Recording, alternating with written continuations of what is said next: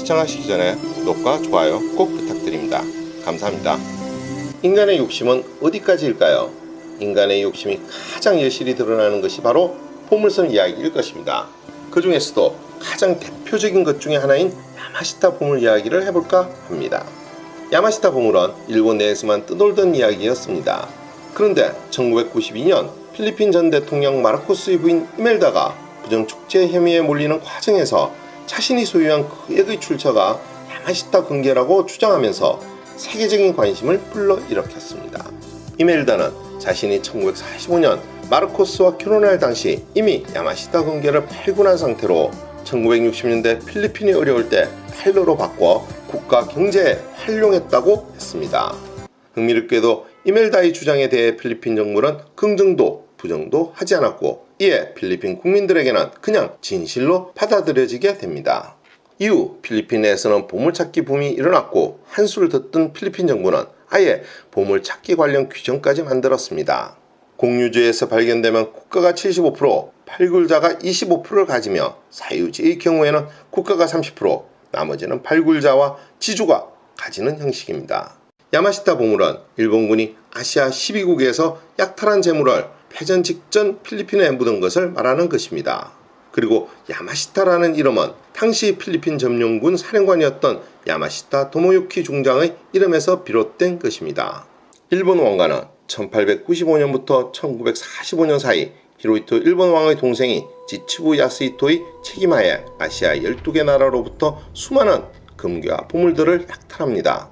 패망이 가까워지자 이를 일본 본토로 해상 수송하려 하였지만 미국의 해상 봉쇄 작전으로 사정이 여의치 않자 그들이 약탈한 상당량의 금괴와 보물들을 훗날 되찾을 요량으로 암호명 킨노 유리 작전으로 일단 필리핀 루손 섬에 숨겨두기로 합니다.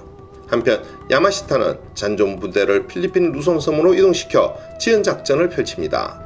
그 사이 일본 왕실의 왕자들의 책임하에 루손 섬 일대 흠준한 산악지대에 175개의 동굴과 터널을 파고 금괴를 은닉하는 작업을 한 것입니다.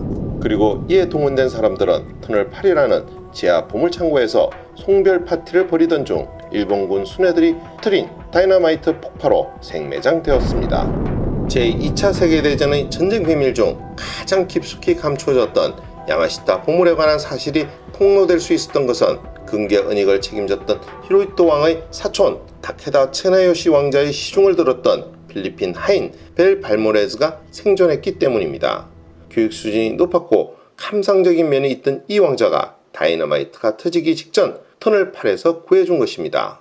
역사 속에 묻힐 뻔한 야마시타 보물을 필리핀 마르코스 대통령은 오랜 시간 추적을 하였고 결국 유일한 생존자 벨 발모레즈를 찾아낸 것입니다. 벨 발모레즈의 기억은 희미했지만 여러 전문가의 도움으로 일부인 80억 달러 상당의 보물을 찾아낼 수 있었고 그 돈을 기반으로 독재와 호화 생활을 영위했다는 것입니다. 1986년 필리핀에서 본 피플 파워의 혁명으로 마르코스는 최대 위기에 직면하게 됩니다. 이때 미국에서 손을 내밀었고 결국 그는 하와이로 망명할 수 있었습니다.